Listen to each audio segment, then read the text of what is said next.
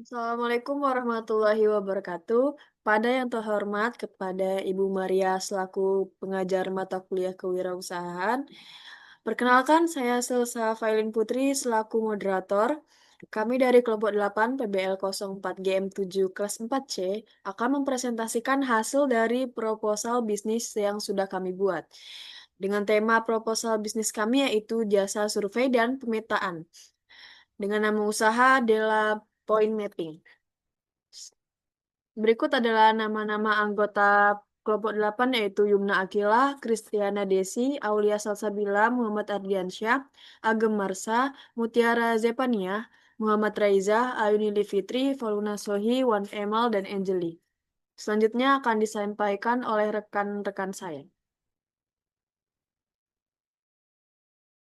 Baik, latar belakang seiring dengan pesatnya pembangunan infrastruktur, pengembangan wilayah, dan kebutuhan akan pengolahan sumber daya alam yang berkelanjutan, data spasial menjadi komponen penting dalam proses perencanaan dan pengambilan keputusan.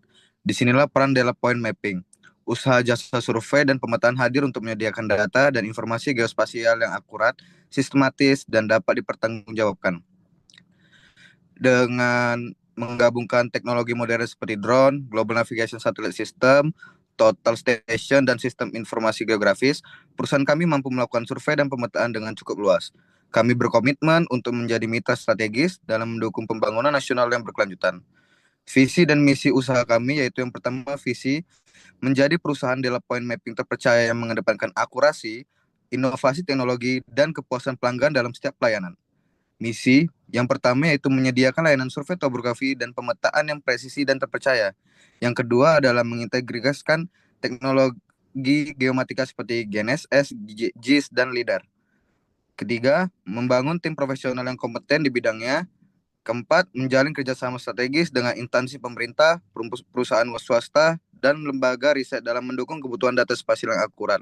Dan terakhir, berkontribusi dalam pengembangan infrastruktur dan tata ruang berbasis data geospasial yang akurat dan dapat dipercaya. Selanjutnya, dua aspek pemasaran. A. Gambaran umum pasar. Satu, definisi produk. Dilema point mapping adalah layanan profesional di bidang jasa survei dan pemetaan yang menyediakan solusi geospasial akurat dan terpercaya untuk kebutuhan proyek infrastruktur, pengembangan wilayah, dan kebutuhan akan pengolahan sumber daya alam yang berkelanjutan. Produk utama kami mencakup pemetaan topografi, survei GNSS, dan GPS geodetik, pemetaan tata ruang, dan penggunaan lahan serta pengolahan data spasial menggunakan teknologi modern dan perangkat lunak JIS terkini. 2. Segmentasi pasar. Segmentasi pasar dalam point mapping dilakukan berdasarkan kriteria demografis, geografis, dan ekonomi. Kriteria demografis fokus pada jenis institusi atau badan yang memerlukan layanan survei dan pemetaan seperti instansi pemerintah, perusahaan swasta, dan konsultan.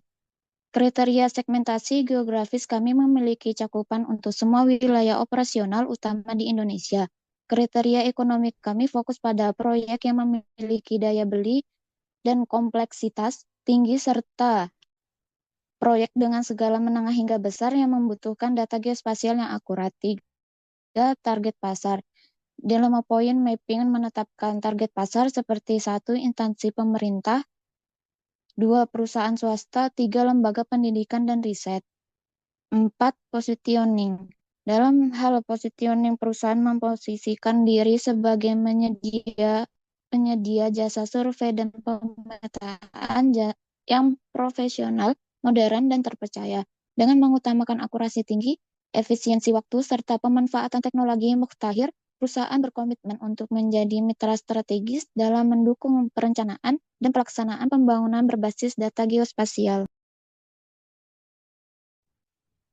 Selanjutnya B. Analisis pesaing dan pemasaran. 1. Analisis pesaing. Dalam industri jasa pemetaan dan survei geospasial, Data Point Mapping bersaing dengan beberapa jenis perusahaan seperti PT Geospasindo, teknik yang unggul dalam alat modern dan proyek yang besar tapi biaya tinggi dan fokus ke pasar atas.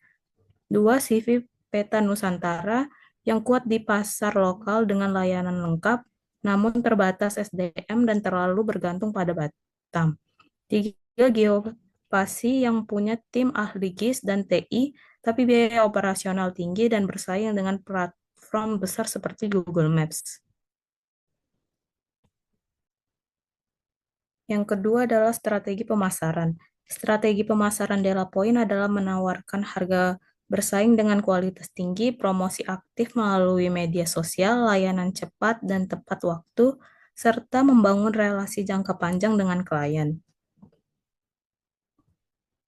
Selanjutnya 3. adalah C, rencana penjualan.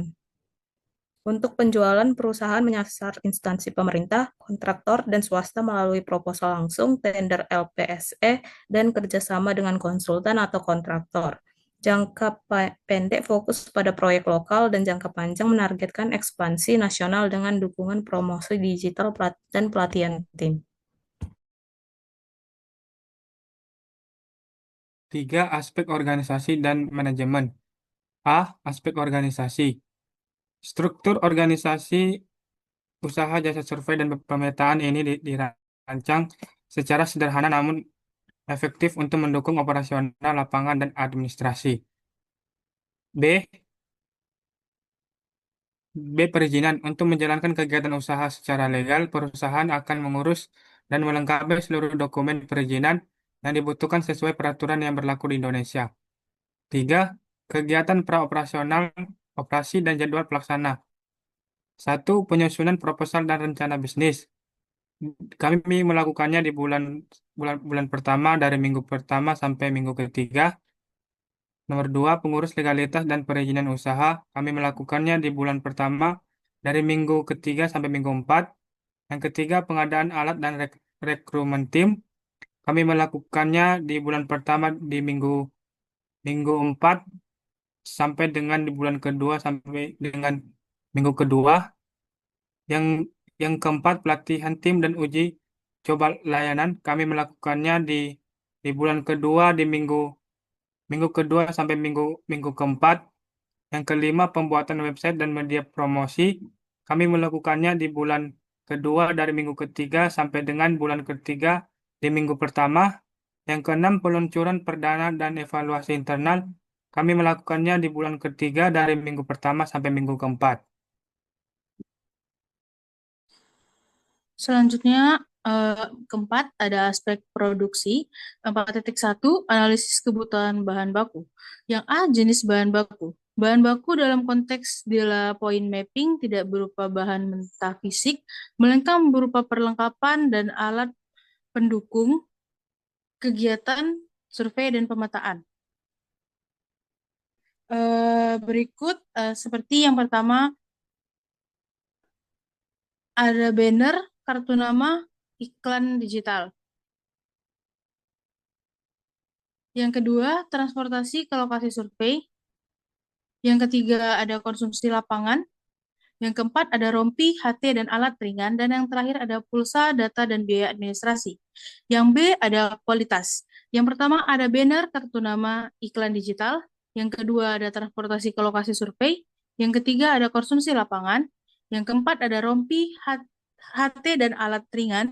Dan yang terakhir, ada pulsa, data, dan biaya administrasi. Selanjutnya, proses produksi. Dalam bisnis jasa survei dan pemetaan, proses produksi mencakup seluruh tahapan mulai dari pemasaran survei hingga penyajian hasil akhir ke klien. Yang pertama, penerimaan dan analisis permintaan klien. Yang kedua, perencanaan survei. Yang ketiga, survei lapangan. Yang keempat, pengolahan data. Yang kelima, pembuatan produk peta. Yang keenam, penyampaian hasil kepada klien. Dan yang terakhir, evaluasi dan dokumentasi proyek. Selanjutnya adalah aspek keuangan. Dalam proyeksi keuangan terdiri dari 1. Sumber pendanaan, Pendanaan awal usaha jasa survei dan pemetaan data point mapping berasal dari beberapa sumber utama, yaitu yang pertama modal patungan tim internal. Sumber pendanaan utama berasal dari kontribusi modal seluruh anggota tim dengan total akumulasi dana sebesar 12 juta. Yang kedua, dana hibah kewirausahaan dan inkubator bisnis yang ditargetkan sebesar 10 juta. Dan yang ketiga, pemanfaatan aset dan jaringan mitra untuk menekan biaya modal alat-alat survei dari mitra atau institusi yang telah terjalin kerjasama, sehingga tidak diperlukan pembelian peralatan dalam tahap awal operasional. Dua, kebutuhan pembiayaan modal kerja. Berikut merupakan tabel yang terdiri dari jenis pengeluaran dan estimasi biaya, dengan total estimasi modal kerja per proyek adalah 6.450.000. Tiga, analisa biaya tetap. Berikut merupakan tabel biaya per proyek dan jasa yang terdiri dari nama komponen dan biaya per pemakaian dengan total 4 juta. 4. Analisa biaya tidak tetap. Berikut merupakan tabel biaya per proyek dan jasa yang terdiri dari nama komponen dan biaya per pemakaian dengan total 2.450.000. Dan yang terakhir merupakan harga pokok produksi atau HPP. Berikut merupakan harga pokok produksi yang terdiri dari nama komponen dan biaya per pemakaian dengan total 6.450.000. Selanjutnya, analisa keuntungan. Yang pertama ada break-even point atau BEP, adalah titik impas di mana total pendapatan sama dengan total biaya sehingga bisnis tidak mengalami kerugian ataupun keuntungan. Biaya tetapnya sebesar 4 juta, biaya tidak tetapnya 2.450.000, harga per proyeknya 6.450.000, BEP per proyeknya adalah satu proyek. Next.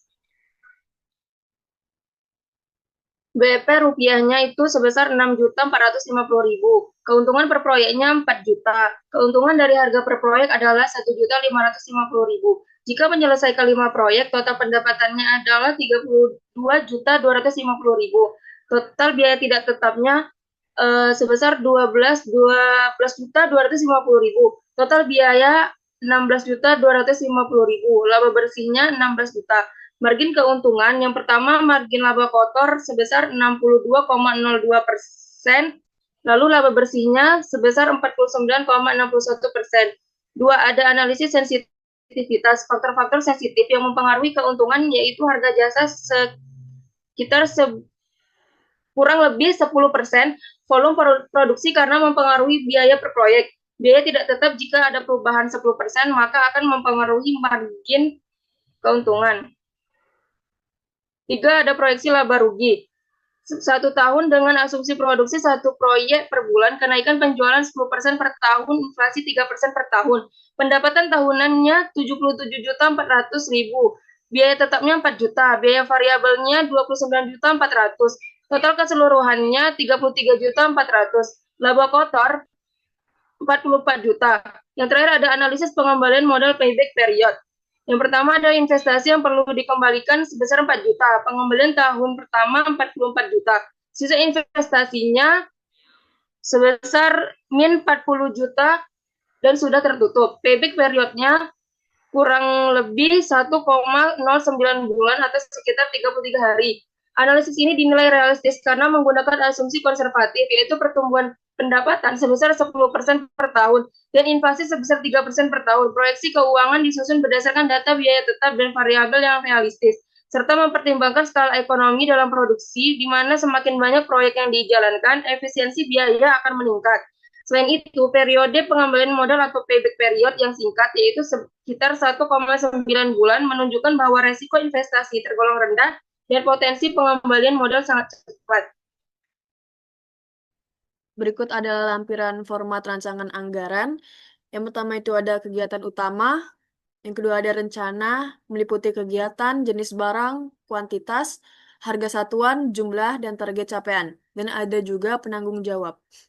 Dengan total anggaran Rp6.450.000. Di sini juga terdapat model bisnis Canva yang sudah kami buat. Sekian yang dapat kami sampaikan. Jika ada kesalahan kata mohon dimaafkan. Wassalamualaikum warahmatullahi wabarakatuh.